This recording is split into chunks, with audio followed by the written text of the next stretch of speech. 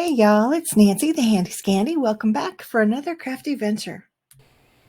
And welcome back for some more of my hashtag Halloween mini cards. I was inspired by my sweet friend Tracy at Tracy V Designs. We did a This Is Halloween collaboration a couple weeks ago. And shortly after that, she did Saturday Morning Makes, and she did some more of the cards, and I just am in love with everything that Tracy's doing. But these little minis, there was kind of an inspired by situation. But anyway, for my particular cards, Tracy V, thank you, baby. And I can't get enough of them.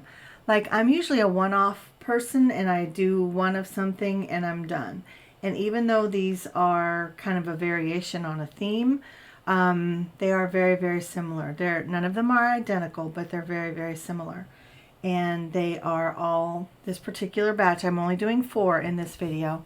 They are 4 cards that are 3 by 3 in measurement, and I have taken cardstock that is, it's just craft cardstock. I think it's from Michael's. I do not know the weight. Oh, it says it's 65 pounds. And I just cut them in half, and then I scored the halves in half, and that's what got me the 3 by 3 cards. Now, these other papers, these Halloween papers, are from a book that I got on Amazon. I'm trying to see the name of it. Bear with me. It is called Vintage Halloween Scrapbook Paper, and it is distributed by, I do not know. I know I shared it in another video at Halloween time, but I am truly not finding it. It says made in the USA, Middlebury, Delaware. Oh, here we go. Peter Paper Publishing. So if you want to look up Peter Paper Publishing, they have more than just this one. But anyway, I pulled out the ones that I thought would make great backgrounds, and then maybe some accent pieces. And yeah. So I have all of that, as you saw, and then I have a bunch of little bits and bobs and pieces, and yes, different shapes of hearts, different outlines, pieces that would normally be trash that I just use in different ways. I have, you can see I have pinks and reds, which I'm not using, but they're all in a bowl. Actually, it's a couple bowls at this point because I have so many pieces. That I'm just drawing from these bowls as I make these cards. And depending on the colorway, some of them work with specific cards and some of them do not. So for these, it's just that vintagey vibe, and so I'm not using any of the red, any of the pink, the purples, even white. I'm using creams. Yeah, but you can just see my process in the past. The past couple batches that I made, I used cardstock or pattern paper, and that was the entire card. In this case, the pattern paper was just too lightweight. So that's why I went with the craft card bases and then trimmed the pattern paper down to make panels, and I think it really works. And then again, I'm using just strips of paper and trimming them down into banners. I do the front, I do the inside, I do the back. On some of them, I do the top of the front as well. It just kind of depends.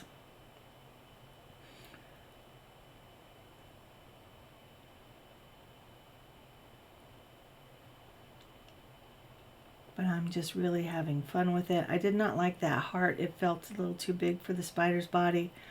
But by the time I made that decision, it was already glued down, so it stayed.